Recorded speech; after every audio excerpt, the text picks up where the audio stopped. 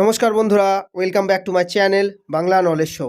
বন্ধুরা, এখন থেকে কিছু ঘন্টা আগে একটি অনেক বড় শকিং খবর সামনে উঠে এসেছে। এই খবরটি লিটারেলি আরব দেশগুলি যারা কিনা আস্তে আস্তে একজোট হচ্ছিল ইসরায়েলের বিরুদ্ধে, সেই সমস্ত দেশগুলির মধ্যে আবারও ছোটাছুটি শুরু হয়ে গিয়েছে। ও এই জন্য একসাথে থাকা আরব দেশগুলি এখন অল্প কিছু হলেও সমস্যার মুখোমুখি হচ্ছে।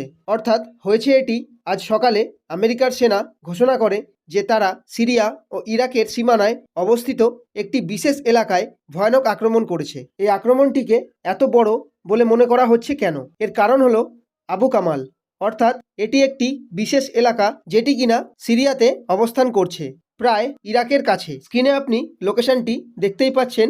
আবু কামাল এতটা বিশেষ জায়গা কেন? এর কারণ হলো যে ইরানের রেভলিউশনারি গার্ড রয়েছে, যাকে আইআরজিসি বলা হয়ে থাকে, যেটি কিনা স্পেশালি তৈরি এর জন্য করা হয়েছে যাতে পুরো বিশ্বে জিহাদ করতে পারে। ও এর জন্য এটিকে ইরানের সেনা কন্ট্রোল করে না, এমনকি ইরানের রাষ্ট্রপতিও নয়। এটিকে কন্ট্রোল করে ইরানের সর্বোচ্চ ধার্মিক নেতা আয়াতুল্লাহ খামনেই।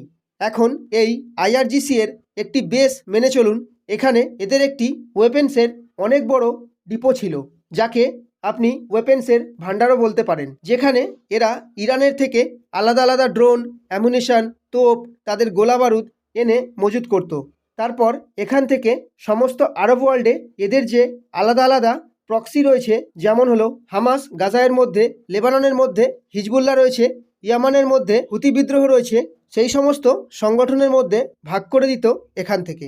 এর থেকে আপনি আন্দাজ করুন এটি কত বেশি ক্রুশিয়াল লোকেশন ইরানের জন্য। এটিকে মাথায় রেখে আমেরিকার মনে হলো যদি ইসরায়েলকে সাপোর্ট করতে হয়, এর পাশাপাশি নিজেদের অ্যাসেটস আরব ওয়ার্ল্ডে যদি বাঁচাতে হয় ও ইরানের যে সকল প্রক্সিস রয়েছে তাদেরকে যদি দুর্বল করতে হয়, তাহলে এর সবথেকে বেস্ট উপায় হলো আবু কামালকে টার্গেট করা। এই জন্য আজ সকালেই আমেরিকার সেনা তাদের ফাইটার জেটের সাহায্যে এই আবু কামালের উপর ভয়ঙ্কর আক্রমণ করেছে। এর ইম্প্যাক্ট এতটাই বেশি ছিল যে এই পুরো এলাকা ধ্বংস হয়ে গিয়েছে রীতিমতো। এবং আমেরিকার আক্রমণের পর যে স্যাটেলাইট ইমেজ নিয়েছিল, তার থেকে ক্লিয়ার বুঝতে পারা যাচ্ছে তাদের যে আর্মস ডিপো ছিল সেটি পুরোপুরি ধ্বংস হয়ে গিয়েছে। এর পাশাপাশি আইআরজিসি এর অনেক ফাইটারও মারা গিয়েছে, এমনকি যে সকল আর্মড ভেহিকেলগুলি ছিল সেগুলিও নষ্ট করে দেওয়া হয়েছে। একদিক থেকে আপনি বলতে পারেন পুরো দেশটিকেই ধ্বংস করে দিয়েছে আমেরিকা। যদিও বা আমেরিকা জানে যদি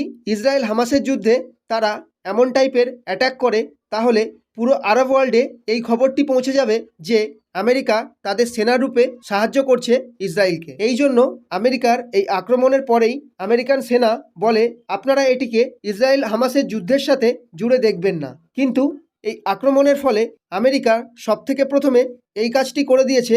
ইসরায়েল হামাসের যুদ্ধের পর আরব দেশগুলি একসাথে এক জায়গায় আসছিল না, কিন্তু পরশুদিন সকালে সমস্ত আরব দেশগুলি প্রথমবারের জন্য একসাথে হয়ে মন্তব্য করেছিল। এই সময় একটি বড় আশঙ্কা করা হচ্ছিল যে হয়তো আরব দেশগুলি একসাথে হয়ে ইসরায়েলের উপর আক্রমণ না করে দেয়। এই সময় এমন স্টেপ নেওয়াটা খুবই দরকার ছিল। এমনটি করার জন্য একটি রাস্তা হলো আমেরিকার সেনা।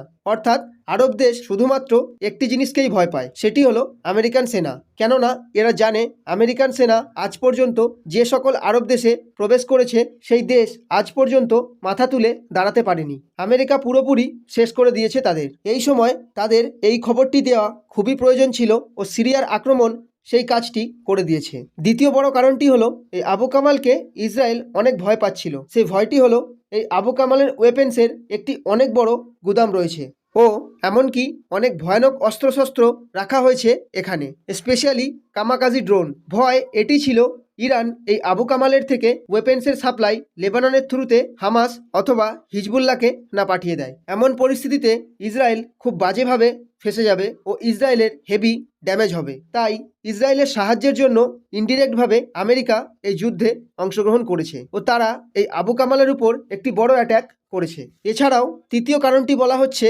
বিগত এক সপ্তাহে আমেরিকার নৌসেনার অনেক যুদ্ধজাহাজের উপর ইয়ামানের কাছে হুতি বিদ্রোহীরা রকেট অথবা মিসাইলের সাহায্যে আক্রমণ করার চেষ্টা করেছিল।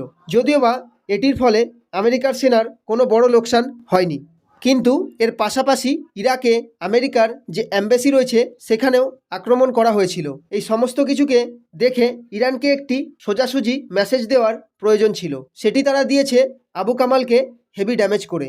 এমনকি এটিও বলা হচ্ছে আমেরিকা এখানেই থামবে না, তাদের মনে হচ্ছে ইসরায়েলের তাদেরকে প্রয়োজন। যদি আক্রমণ করতে হয় তখন আমেরিকা কখনোই পিছু হটবে না। আমি আপনাদের এই ব্যাপারে আরও আপডেট দিতে থাকবো। এখনের জন্য এইটুকুই, দেখা হচ্ছে নেক্সট ভিডিওতে। Thanks for watching my videos.